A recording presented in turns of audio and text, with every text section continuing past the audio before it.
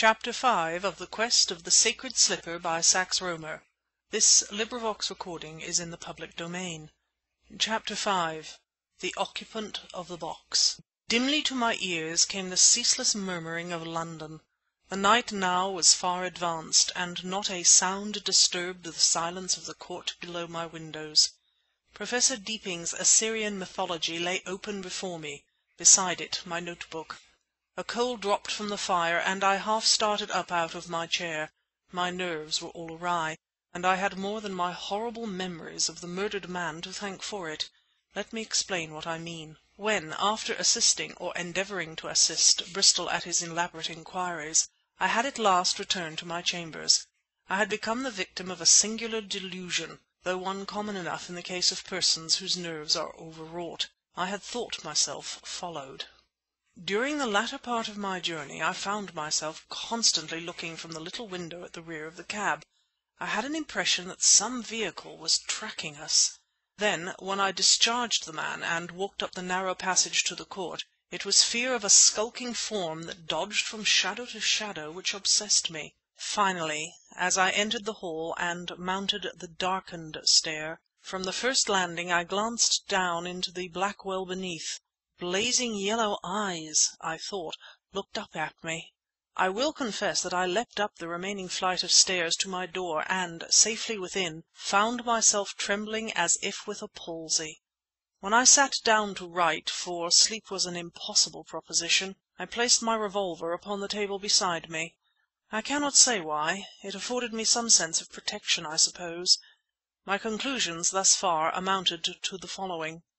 The apparition of the phantom scimitar was due to the presence of someone who, by means of the moonlight or of artificial light, cast a reflection of such a weapon as that found in the oblong chest upon the wall of a darkened apartment, as Deeping's stateroom on the Mandalay, his study, etc.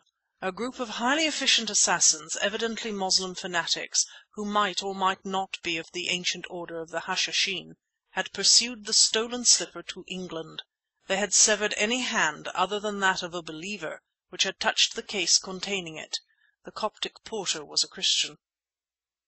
Uncertain possibly of Deeping's faith, or fearful of endangering the success of their efforts by an outrage upon him en route, they had refrained from this until his arrival at his house.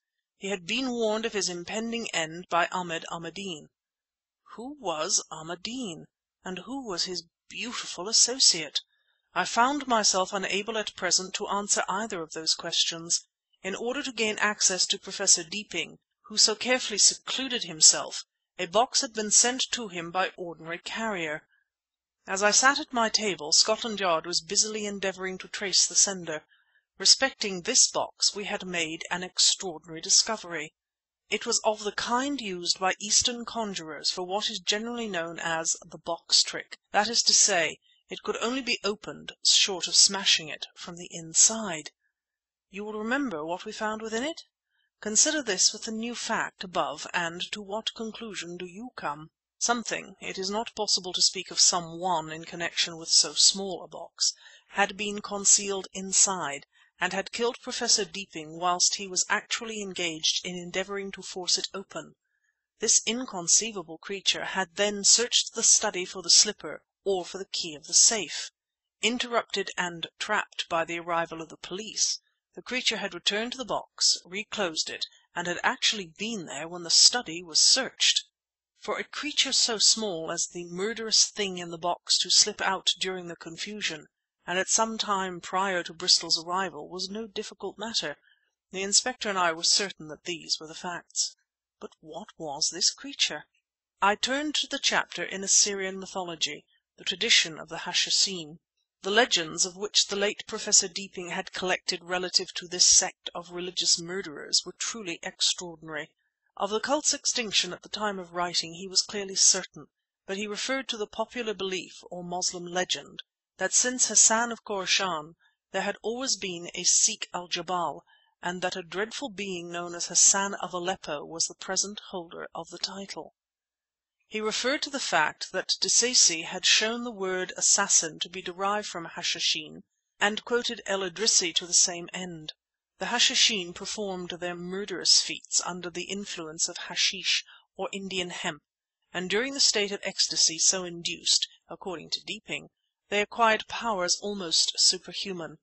I read how they could scale sheer precipices, pass fearlessly along narrow ledges which could scarce afford foothold for a rat, cast themselves from great heights unscathed, and track one marked for death in such a manner as to remain unseen not only by the victim but by others about him. At this point of my studies I started, in a sudden nervous panic, and laid my hand upon my revolver. I thought of the eyes which had seemed to look up from the black well of the staircase. I thought of the horrible end of this man whose book lay upon the table, and I thought I heard a faint sound outside my study door. The key of Deeping's safe and his letter to me lay close by my hand. I slipped them into a drawer and locked it. With every nerve, it seemed, strung up to almost snapping point, I mechanically pursued my reading. "At the time of the Crusades," wrote Deeping, "there was a story current to this awful order which I propose to recount. It is one of the most persistent dealing with the Hashishin, and is related to-day of the apparently mythical Hassan of Aleppo.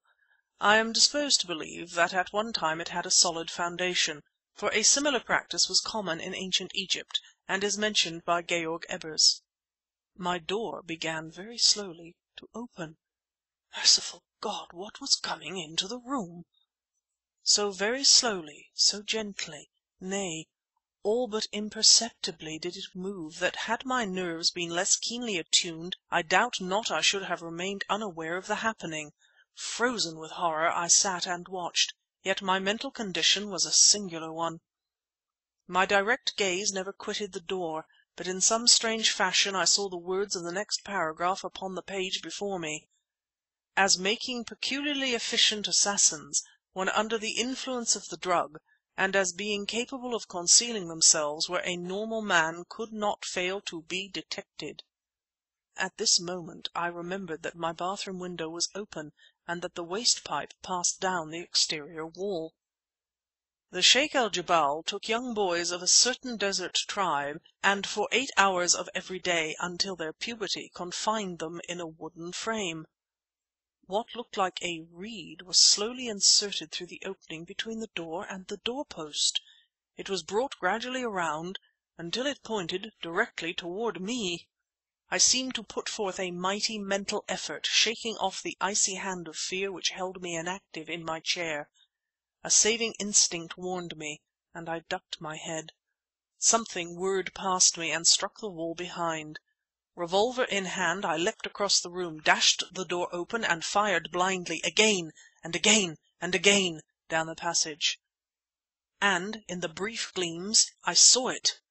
I cannot call it man, but I saw the thing which, I doubt not, had killed poor Deeping with the crescent knife and had propelled a poisoned dart at me. It was a tiny dwarf. Neither within nor without a freak exhibition had I seen so small a human being. A kind of supernatural dread gripped me by the throat at the sight of it. As it turned with animal activity and bounded into my bathroom, I caught a three-quarter view of the creature's swollen, incredible head, which was nearly as large as that of a normal man. Never, while my mind serves me, can I forget that yellow, grinning face and those canine fangs, the tigerish, blazing eyes set in the great misshapen head upon the tiny, agile body. Wildly I fired again. I hurled myself forward and dashed into the room. Like nothing so much as a cat, the gleaming body—the dwarf was but scantily clothed—streaked through the open window. Certain death, I thought, must be his lot upon the stones of the court far below. I ran and looked down, shaking in every limb, my mind filled with a loathing terror unlike anything I had ever known. Brilliant moonlight flooded the pavement beneath. For 20 yards to left and right every stone was visible. The court was empty. Human, homely London moved and wrought intimately about me, but there, at sight of the empty court below, a great loneliness swept down like a mantle, a clammy mantle of the fabric of dread. I stood remote from my fellows, in an evil world peopled with the creatures of Hassan of Aleppo. Moved by some instinct, as that of a frightened child, I dropped to my knees and buried my face in trembling hands. End of Chapter 5